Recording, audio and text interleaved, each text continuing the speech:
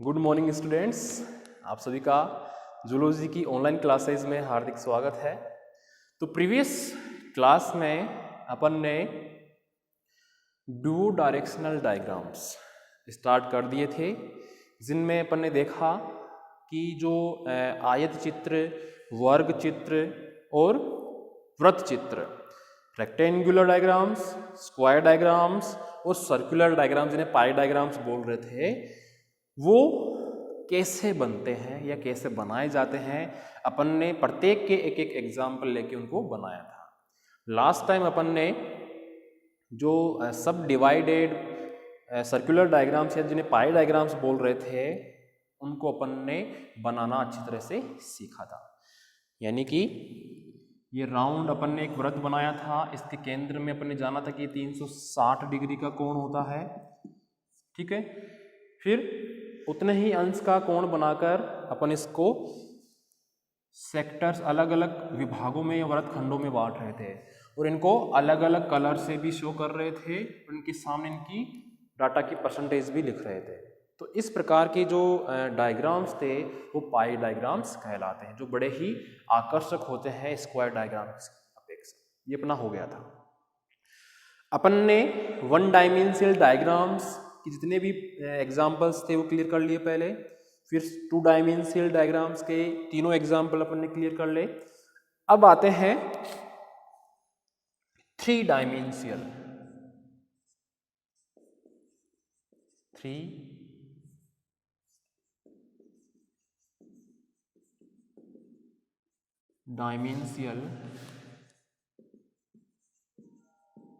Diagrams, यानी कि त्रिविमीय चित्र। त्रिविमीय चित्र या थ्री डायमेंशनल डायग्राम्स वे डायग्राम्स होते हैं जिनके निर्माण में लंबाई, चौड़ाई प्लस ऊंचाई का भी उपयोग किया जाता है। यानी द्विविमीय डायग्राम में तो अपन ने लंबाई और चौड़ाई का ही यूज में लिया है, लेकिन त्रिविमीय में अपन लंबाई को भी यूज में लेंगे, चौड़ाई को भी यूज में लेंगे और ऊंचाई को भी यूज में लेंगे, तभी तो थ्री डायमेंशनल डायग्राम बन पाएंगे, ठीक है। इनके एग्जाम्पल्स की बात करें कि कौन कौन से टाइप के इनमें डायग्राम्स बनते हैं, तो घनाकार है, घननुमा या बेलनाकार डायग्राम्स है। तो ये इनके एग्जाम्पल्स है। बस आपके सिलेबस में इतना ही बताया हुआ है कि इनमें किन किन चीज़ों का यूज में लेते हैं और इनके एग्जाम्पल्स क्या है, ठीक है। अब बात करेंगे अपन पिक्टोग्राम्स की। पिक्टोग्राम्स यानी कि डाटा अपने पास बहुत अधिक ज़्यादा मात्रा में हो तो अपन उस डाटा की पिक्चर खींचे, एक फोटो लें, या डाटा बहुत अधिक मात्रा में जब हो तो उसकी एक पिक्चर खींच के उसको ग्राफ पेपर पे या किसी प्लेन पेपर पे चिपका दिया जाता है, उनको प्रदर्शित किया जाता है। तो ऐसे डायग्राम्स कहलाते हैं पिक्टोग्राम्स, यानी फोटो खींचकर बनाए जाने वाले डायग्राम्स पिक्टोग्राम्स कहलाते हैं। क्लियर है? ओके। तो ये तो अपन ने डायग्रामेटिक प्रेजेंटेशन ऑफ डाटा, यानी डाटा को डायग्राम्स के रूप में प्रदर्शित करना अच्छे से सीख लिया है। अब अपन सेकंड पार्ट स्टार्ट करेंगे इसका, वो है ग्राफिक प्रेजेंटेशन ऑफ डाटा। यानी अपन को डाटा को ग्राफ्स के रूप में प्रदर्शित करना है। तो वो कैसे करेंगे, कैसे कैसे डायग्राम्स इनमें बनेंगे, ग्राफ बनेंगे। ग्राफ पेपर बनाना सभी को आता है, क्योंकि अपन ने 11th-12th में भी बनाया था। आपके यहाँ पे केमिस्ट्री में भी बनता है ग्राफ पेपर और फिजिक्स में भी बनता है, ठीक है। तो उसको कैसे बनाते हैं, उसके नियम क्या क्या हैं, डाटा को ग्राफ के रूप में प्रेजेंट कैसे करते हैं, उसको आज सीखेंगे अपन। तो आज पॉइंट है अपना ग्राफिक प्रेजेंटेशन ऑफ डाटा, ठीक है। इनकी सबसे पहले अपन बात करेंगे मेरिट्स की। मेरिट्स का मतलब है लाभ या विशेषताओं से। ग्राफिक प्रेजेंटेशन, किसी डाटा का ग्राफिक प्रेजेंटेशन करते हैं तो वो डायग्राम्स की अपेक्षा इनको बनाने में बहुत अधिक सरल होते हैं। यानी कि एक तो अपन ग्राफ बनाए और एक डायग्राम बनाए, तो डायग्राम की अपेक्षा ग्राफ बनाना इजी होता है। फर्स्ट इसकी विशेषता या लाभ हो गई। दूसरा लाभ या मेरिट है इसकी, मेरिट को लाभ बोलते हैं, ये मैंने बता दिया आपको, कि इसके माध्यम से अपन पूर्वानुमान, ग्राफ्स के माध्यम से अपन पूर्वानुमान जिन्हें बोलते हैं अपन फोरकास्टिंग, एक तो ये कर सकते हैं। एक है अंतर्गणन यानी इंटर कैलकुलेशन या इंटरपोलेशन। इंटरपोलेशन कर सकते हैं। बाह्य गणन से बोलते हैं एक्स्ट्रा पोलेशन भी कर सकते हैं। यानी ग्राफ्स के माध्यम से अपन अगर डाटा को प्रेजेंट कर रहे हैं तो वह पूर्वानुमान लगाने में लाभदायक है, अंतर्गणन करने में, बाह्य गणन करने में भी लाभदायक होते हैं। ये कैलकुलेशंस के प्रकार है, ठीक है। ऐसे ही अपन को पता है, एक नाम सुना होगा आपने, अखंडित, इन्हें बोलते हैं कंटिन्यूस वेरिएबल्स। चर दो प्रकार के थे, कंटिन्यूस और डिस्क्रीट। तो जो कंटिन्यूस टाइप के वेरिएबल जिन्हें अखंडित चर भी अपन बोल रहे थे, उनको प्रेजेंट इनके माध्यम से आसानी से किया जा सकता है। कंटिन्यूस वेरिएबल्स को ग्राफ्स के माध्यम से आसानी से प्रदर्शित किया जा सकता है।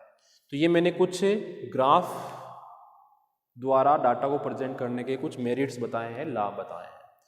अब लाभ है तो कुछ हानियां भी होगी, पूरा सर्वा तो होगा नहीं, ठीक है। तो इसकी डीमेरिट्स या अपन बोल सकते हैं कमियां। कमियां क्या क्या है? अपन को तो बहुत जटिल लगते हैं, तो अपन लिख सकते हैं अधिक जटिल। यानी एक तो डायग्राम बनाए तो वो अपन को इजी लगता है, नॉर्मल में बात करूँ तो, और एक ग्राफ बनाए तो उसमें अपन को मानना पड़ता है कि कहाँ अपन को दो लाइन खींचनी है, कितने कितने का अंतर रखना है, पैमाना क्या मानना है, तो जटिल ही अपने लिए तो अधिक जटिल है। कम आकर्षक, यानी डायग्राम जितने अच्छे नहीं दिखते अपन को, सही बात है ना। और ये लिख सकते हैं अपन भ्रामक प्रदर्शन।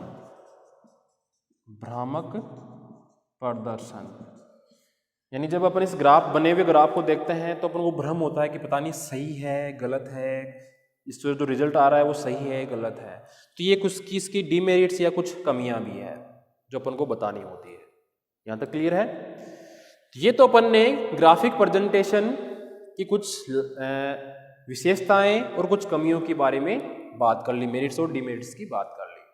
अब ग्राफ बनाते कैसे हैं, ग्राफ में डाटा को प्रेजेंट कैसे करते हैं, उसको अपन डिटेल में समझने की कोशिश करेंगे। इतना समझ में आ गया होगा, बहुत ही इजी है, थ्योरेटिकल पार्ट है।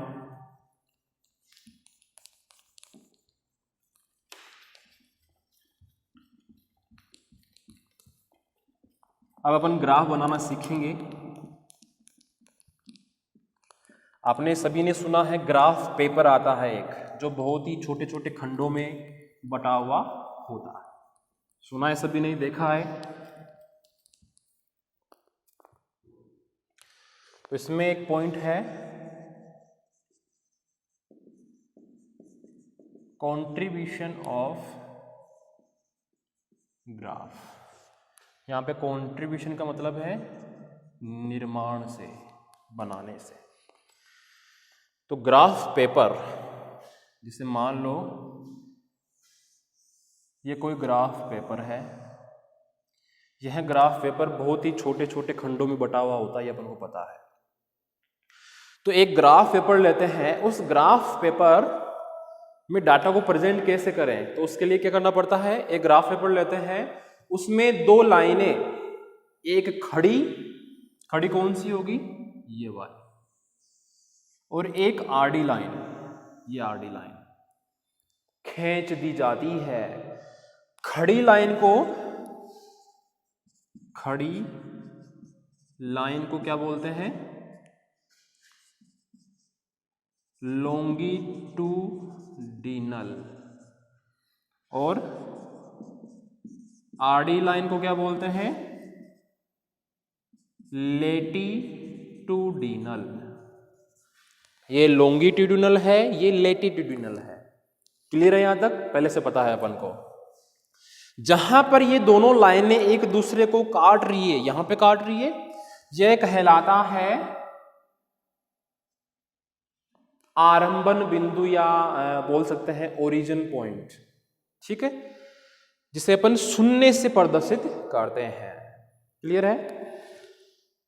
लॉन्गिट्यूडिनल लाइन को क्या बोलते हैं अपन, वाई अक्ष।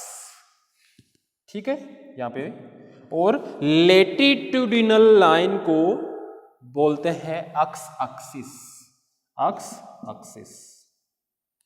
क्लियर है।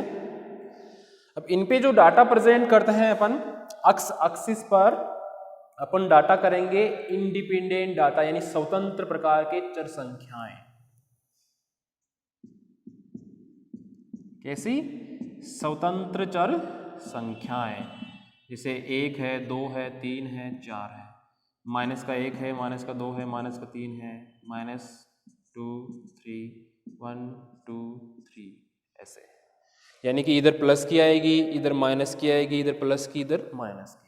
तो मैं कह रहा हूं कि जो अक्स एक्सिस है उस पर स्वतंत्र चर संख्याएं प्रदर्शित की जाती है, जैसे कोई समय से संबंधित या किसी क्लास से संबंधित कैसे भी। जबकि वाई एक्सिस पर जो संख्याएं होगी वह अक्स एक्सिस पर निर्भर होगी, यानी डिपेंडेंट होगी। तो यहां पे मैं लिख रहा हूं अक्स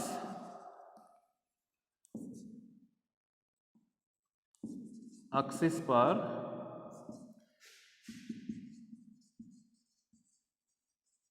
इंडिपेंडेंट वेरिएबल्स शो किए जाते हैं, जबकि वाई अक्ष पर डिपेंडेंट वेरिएबल्स प्रदर्शित किए जाते हैं। यानी कि मान लेते हैं कि कोई वेट से रिलेटेड डाटा है, ठीक है, तो वेट से रिलेटेड डाटा कुछ टाइम में, जैसे वीक्स में दिया हुआ है, तो यानी सप्ताह में दिया हुआ है, तो वो टाइम तो आ जाएगा यहाँ पे जो स्वतंत्र है, लेकिन उस टाइम पर निर्भर जो डाटा आएगा वेट, वो यहाँ पे, यानी कि ये वेट किस पे निर्भर है, इस टाइम पे। तो इसलिए मैंने यहाँ पे लिखा है अक्स एक्सिस पर तो इंडिपेंडेंट यानी स्वतंत्र वेरिएबल्स जैसे समय से संबंधित, और यहाँ पर वाई एक्सिस पर, इस अक्स एक्सिस पर डिपेंड डाटा लिखे जाते हैं। इस प्रकार अपन को 4 बराबर बॉक्स प्राप्त होते हैं, जिन्हें क्वाड्रेंट्स बोलते हैं। क्या बोलते हैं, क्वाड्रेंट्स, या चरण ऐसे कुछ हिंदी में बोलते हैं। नंबरिंग भी दे सकते हैं, A B C और D। ऐसे ग्राफ पेपर बनाया जाता है। अब ये जो ग्राफ पेपर है इसमें डाटा को प्रेजेंट 2 टाइप से किया जाता है। वो कौन कौन से टाइप्स हैं बनाना तो अपन ने सीख लिया है। अब टाइप्स की बात करें तो 2 टाइप्स है, एक तो ग्राफ्स ऑफ टाइम सीरीज और एक ग्राफ्स ऑफ फ्रीक्वेंसी डिस्ट्रीब्यूशन। ये 2 प्रकार के ग्राफ बनते हैं डाटा को प्रेजेंट करने के लिए। ठीक है,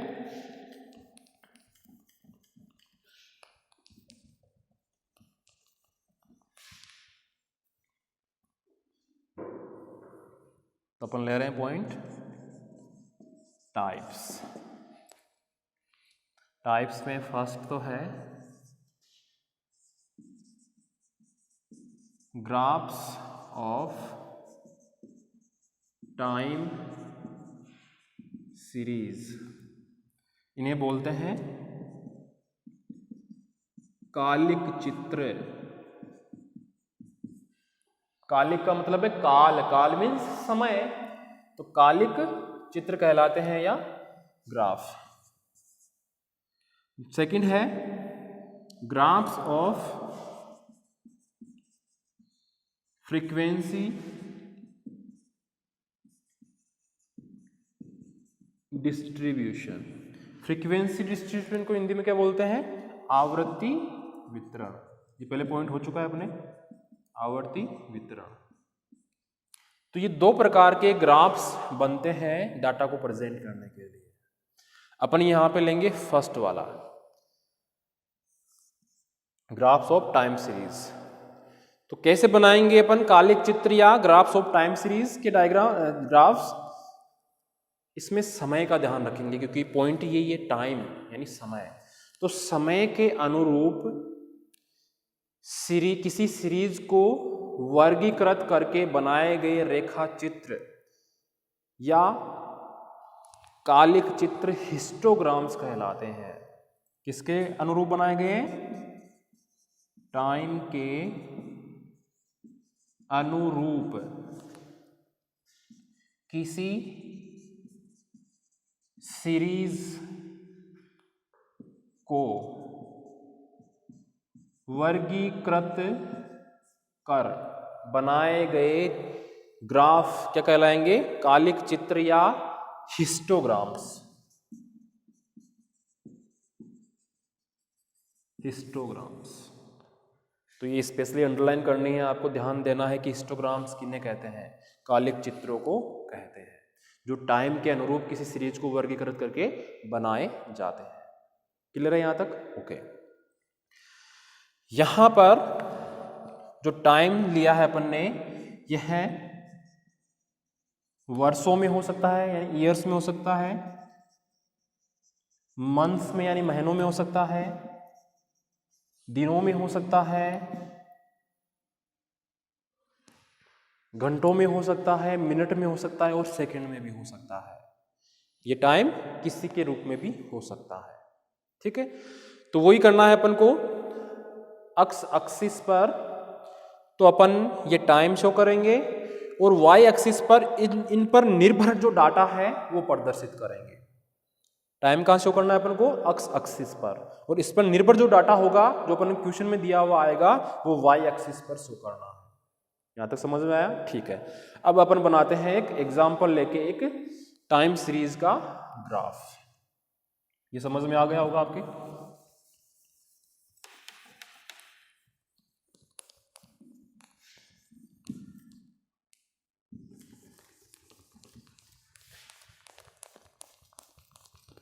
हिस्टोग्राम्स बोलते हैं इन्हें, ध्यान रखना।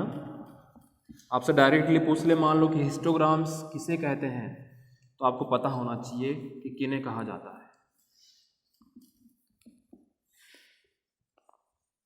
यहां पे मैं एग्जांपल लूं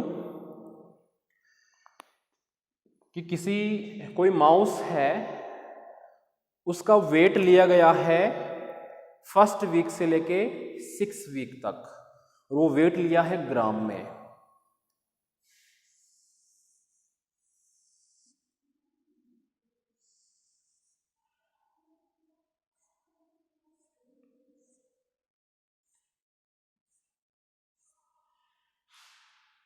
first week, second week, third week, fourth week,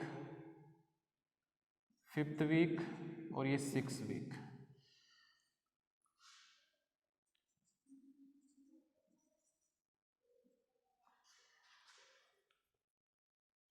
यहां पे लेंगे अपन वेट ग्राम में, और यहां पे है एज ऑफ माउस, किसमें है? वीक्स में। ये भी लिखा हुआ आएगा क्वेश्चन में।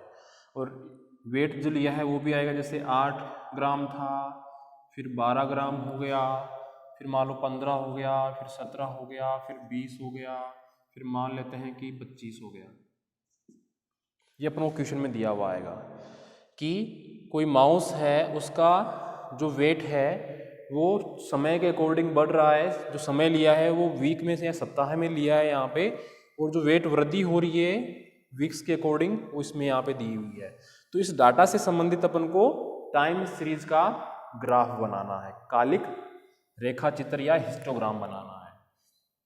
तो अपन को क्या करना है, एक ग्राफ, एक लाइन ये खींची, एक ये खींची, ठीक है।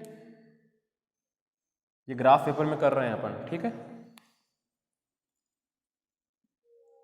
इधर तो क्या शो करेंगे अपन, यह है एक्स एक्सिस और ये वाई एक्सिस। यहां पे अपन को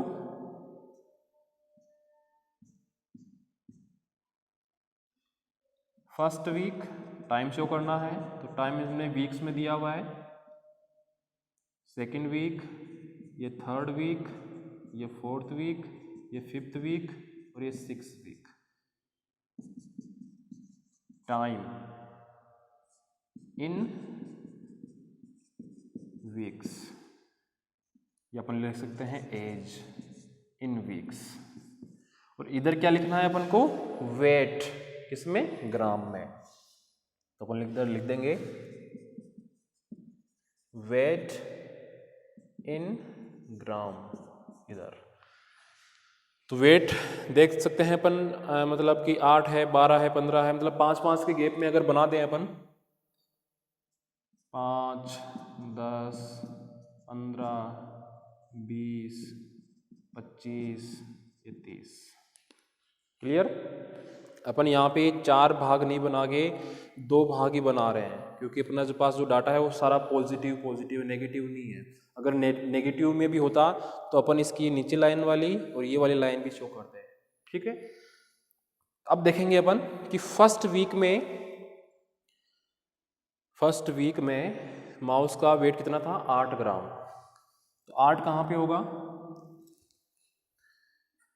8 कहाँ पे होगा, 5 से और 10 के बीच में, यानी कि दोनों की यहाँ पे।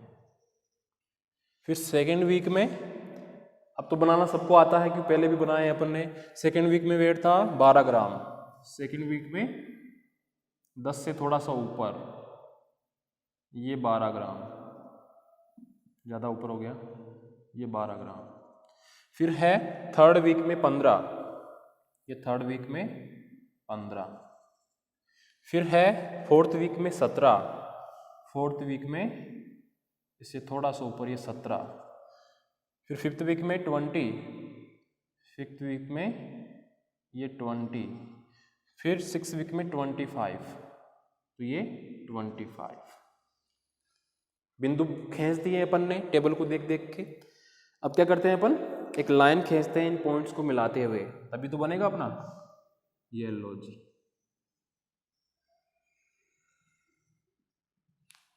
ये बन गया अपना हिस्टोग्राम या ग्राफ ऑफ टाइम सीरीज का। ऐसे अपन ग्राफ बनाते हैं, जो अपन को पहले से बनाने आते हैं, तो अपने लिए कोई नई चीज़ नहीं है, तो अपन ने फिर से इनको अच्छे से बनाना सीख लिया है, ठीक है। तो ऐसे ही अपन इनमें एग्जाम्पल्स लेते रहेंगे, जितने भी अपने एग्जाम्पल्स हैं सिलेबस में वो सारे लेके अपन ये वाला टॉपिक भी क्लियर कर लेंगे। बहुत ही ईजी है, कोई दिक्कत नहीं है। तो आज के लिए इस क्लास में इतना ही, धन्यवाद।